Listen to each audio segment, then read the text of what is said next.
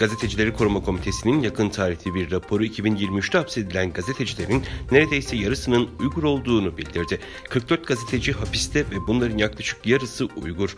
Raporda bunun Pekin'in zayıf basın özgürlüğü sicilini ve çoğunluğu Müslüman olan etnik gruba yönelik insan hakları ihlallerini gösterdiği belirtildi. Voice of America'ya göre tutulan 19 Uygur arasında Çin hükümetini eleştirenler genellikle ayrılıkçılık ve terörizm suçlamalarıyla karşı karşıya kalıyor. Raporda vurgulanan önemli bir vaka bu hafta 10 yılını gözaltına tutan akademisyen ve blog yazarı İlham Tohti'nin davası. Ocak 2014'te tutuklanan Tohti ayrılıkçılık iddiasıyla ömür boyu hapis cezasına çarptırıldı. Uygur İnsan Hakları Projesi'nden Zübeyra Samse'den Çin hükümeti için Uygur gazeteciler tehlikeli bir grup insan. Hiçbir şey söylemelerini istemiyorlar. Özellikle Uygur sesini susturmak istedikleri için Uygur gazetecileri bastırmaya çalışıyorlar dedi. Amerika Birleşik Devletleri Uluslararası Dini Özgürlük Komisyonu ABD hükümetinin Uygur soykırımını tanımasının 3. yıl dönümünde bir bildiri yayımlayarak Biden yönetimine ve benzer düşünen uluslararası ortaklara Çin hükümetinin Uygur etnik grubuna yönelik iğrenç vahşet nedeniyle sorumlu tutma çabalarını arttırma çağrısında bulundu.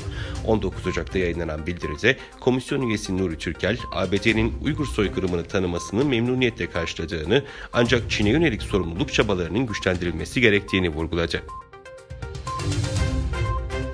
Koronavirüsün Çin'deki bir laboratuvardan sızdığına dair iddiaların sık sık gündeme geldiği günümüzde Çinli bilim insanlarının çok daha korkutucu bir bilimsel araştırmaya imza attığı ortaya çıktı. Pekin'de görevli bilim insanlarının insanlaştırılmış farelerde %100 ölümcül olan tehlikeli bir mutant COVID-19 virüsü geliştirdiği ortaya çıktı. GXP2V olarak kodlanan bu virüsün genetik olarak bir insana benzer şekilde davranmaya zorlanan farelerin beyinlerine saldırdığı ortaya çıktı. Ölümcül virüs pandemiden 3 yıl önce 2017'de Malezya pangolinlerinde keşfedildiği bildirilen bir koronavirüsün kuzeni olan GX2017'nin mutasyona uğramış bir versiyonu olduğu da kayıtlara geçti. ABD ve Çin Finansal Çalışma Grubu'nun 3. toplantısını Çin'de yaptı. Toplantıda finansal istikrar ve sermaye piyasası sorunları, uluslararası finans kurumları, sürdürülebilir finans, sınır ötesi ödemeler ve veriler, kara para aklıbanın önlenmesiyle terörizmin finansmanıyla mücadele ele alındı. ABD Hazine Bakanlığı'ndan yapılan açıklamada 18-19 Ocak'ta düzenlenen toplantının Finansal Çalışma Grubu'nun 2024'teki ilk toplantısı olduğu ve ilk kez Çin'de yapıldığı aktarıldı. Almanya'da çifte vatandaşlığı mümkün kılan yasa tasarısı mecliste kabul edildi. Yasa kapsamında Almanya vatandaşlığına geçişler kolaylaştırılacak ve çifte vatandaşlığın önündeki engel kaldırılacak.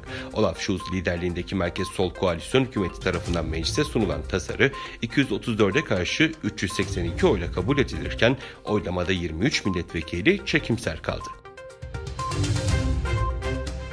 Birleşmiş Milletler Çocuklara Yardım Fonu, İsrail saldırıları altındaki Gazze'de savaşın başladığı 7 Ekim'den beri yaklaşık 20 bin bebeğin dünyaya geldiğini bildirdi. UNICEF sözcüsü Birleşmiş Milletler Cenevre ofisinde toplanan gazetecilere Umman'dan yaptığı açıklamada İsrail saldırıları nedeniyle yerle bir olan kentte savaşın başından bu yana yaklaşık 20 bin çocuğun doğduğunu söyledi.